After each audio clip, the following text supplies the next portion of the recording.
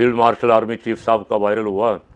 हमारे एक मेहरबान सुहेल वड़ाइच साहब ने इंटरव्यू किया बेल्जियम जाके, और उस इंटरव्यू में बड़े बड़े दावे हैं। मैं अब उस पर तबसरा करूँगा तो शायद पसंद ना आए।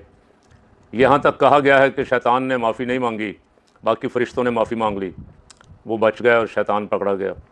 वो माफ़ी क्या थी? वो तो अल्लाह रब्बुल आलमीन ने सजदे का हुक्म दिया था, इबादत का हुक्म दिया था।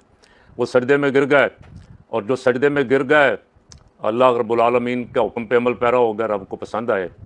और जिस लईन ने सजदे से इनकार किया उसे फ़ख्रुज मिन्हा फ़इन्नका रजीम व इन्ना अलैका लानती इला यौमिद्दीन, उसे हमेशा के लिए रांदा दरगाह कर दिया और फरमाया क़यामत तक तुझ पे लानत बरसती रहेगी। ये सारा कुछ करने वाला कौन था?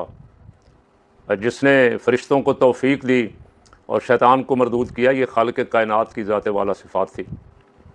अब अगर कोई बंदा खुदा बनना चाहे कि जो मुझसे माफ़ी मांग ले वो बरी, जो मुझसे माफ़ी मांग ले वो फ़रिश्ता, जो मुझसे माफ़ी मांग ले वो नेक, और जो मुझसे माफ़ी ना मांगे वो शैतान, कुल्लम खुला शैतान कहा। और आप ख़ुद अपने आप को एक बड़ी सीट पे, अल्लाह ताला माफ़ फरमाए, अब बड़ी जगह पे अपने आप को फाइज करने की कोशिश की है। ये जनरल साहब, ये मेरे रब को पसंद नहीं है। अब बाकी सारी चीज़ों की माफ़ी हो जाती है, तकब्बुर की माफ़ी नहीं होती।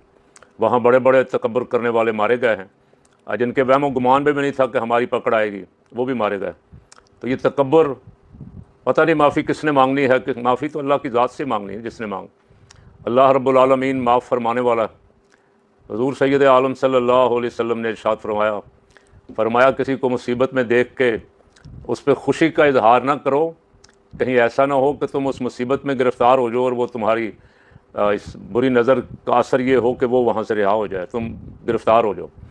तो ये दावा जो है कि जो माफ़ी जिन्होंने मांग ली हमने उनको पाक साफ़ कर दिया। कैसे पाक साफ़? जैसे फ़रिश्तों को कर दिया गया था।